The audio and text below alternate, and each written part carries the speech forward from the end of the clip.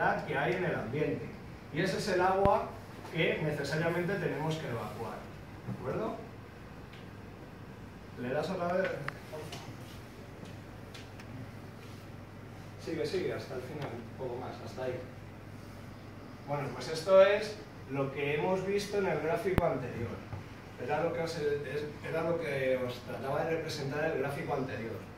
Cuando estamos, importante, funcionando en frío, porque luego veremos que hay un criterio que se sigue sobre evaporadora y condensadora. Pues en el caso particular de funcionamiento en frío, cuando estamos quitándole calor a ese aire, pues lo que está pasando ahora en invierno se produce la humedad exterior, porque estamos sacándole frío, aunque parezca mentira, al aire de la calle. En el caso del verano lo que estamos haciendo es enfriar el aire del local, el aire interior, pero lo que hacemos es que parte de la potencia que entrega la máquina, ¿en qué se invierte? En condensar el vapor de agua. Es un cambio de estado. En ese cambio de estado no se produce modificación de la temperatura del aire. Pero claro, es potencia que no es útil. Es una potencia que hay... A la hora de dimensionar un equipo de aire acondicionado siempre hay que tener presente que tienes que sobredimensionar de alguna manera tu máquina.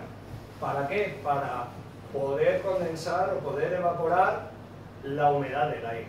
Por eso luego veremos que es muy importante el tener en cuenta la ocupación de los locales, cuánta gente va a ocupar un local a la hora de dimensionar una máquina. No es lo mismo pensar en que el uso va a ser una oficina como un despacho o, como en este caso, una sala de formación donde podemos estar en lugar de 1 o 2 personas de un despacho, 20 personas. ¿Por qué?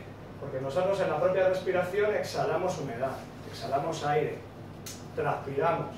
Pues toda esa humedad hay que evaporarla y es potencia que la máquina tiene que vencer, pero no es potencia útil para enfriar o calentar el aire del local. ¿De acuerdo? Pasamos.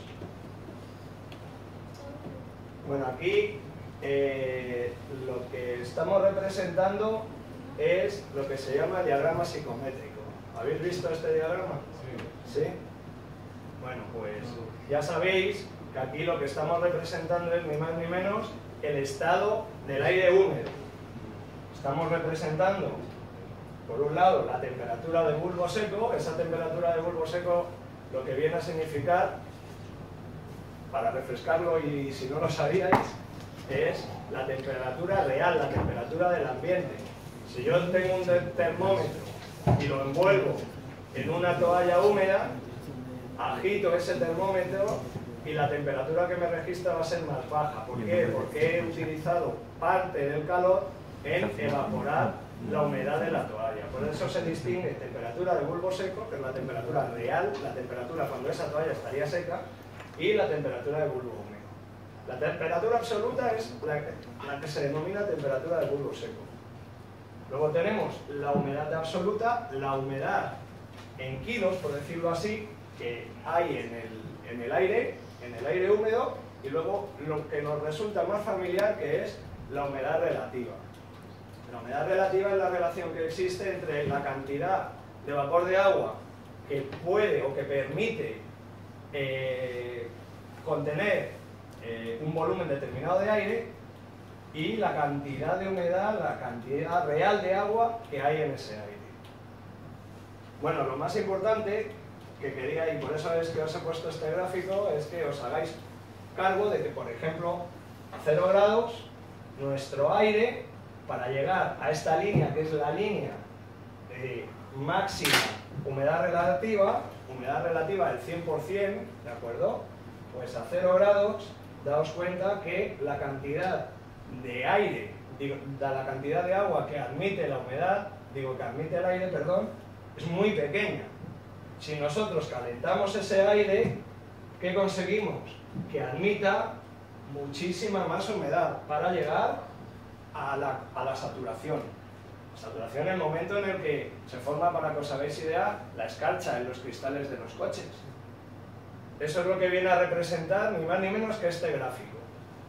Yo por la noche hay un determinado nivel de humedad el aire está caliente, admite mucha humedad, pero ¿qué ocurre cuando cae la noche?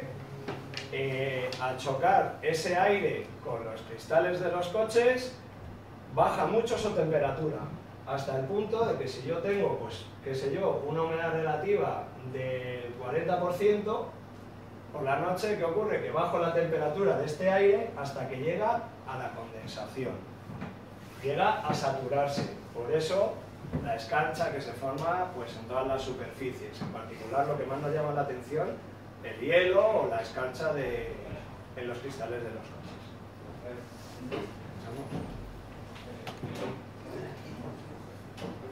Pasamos a ver el ciclo propio del gas refrigerante. Hemos visto lo que pasa en el lado del aire, lo que pasa en las baterías, para ver lo que pasa por dentro de esas tuberías. Vamos a ver luego unos gráficos, porque la particularidad, para ver la particularidad de todos los gases refrigerantes. Todos los gases refrigerantes se caracterizan por unas curvas de este estilo, ¿de acuerdo? Esto es un diagrama, presión frente a la entalpía. Aquí estarán registradas multitud de curvas, como las curvas de temperatura constante, que son de este estilo, hacen así, van para abajo, las líneas de presión constante y luego el punto doble de cualquier diagrama de refrigerante. Aquí lo que tenemos sería el estado de líquido del refrigerante. Aquí se marcarían las condiciones en las que ese refrigerante es todo líquido. Dentro de la campana tenemos el proceso de cambio de estado de ese refrigerante. Aquí las líneas de temperatura constante son planas, por lo que os decía antes, porque durante ese proceso de cambio de fase no hay modificación de la temperatura, hasta que llegamos a la curva de saturación, a la curva en la que el gas es todo vapor, ¿de acuerdo? Entonces evaporamos este gas, el gas líquido, el gas refrigerante líquido llega a la unidad interior, por ejemplo, suministramos calor que robamos de la sala, en el caso del invierno, del aire exterior. Vamos a ponernos en la estación actual. En la unidad exterior lo que está pasando es que al aire de la calle, aunque parezca mentira, vuelvo a incidir en esto, les robamos calor. ¿Para qué? Para evaporar el gas refrigerante. Veréis ahora en muchos casos que muchas baterías de las unidades exteriores que podéis encontrar por la calle de aire acondicionado, observáis que tiene escarcha. Ese fenómeno es el mismo que vemos en verano. En el caso del verano se condensa agua cuando le quito calor a ese aire. En el caso del invierno lo que tengo es que la temperatura es tan gélida que se condensa en modo de hielo en la batería directamente. Pues bien, suministramos calor, evaporamos nuestro refrigerante, acto seguido aumentamos, recordad que tenemos aquí la línea de presión, la escala de presión.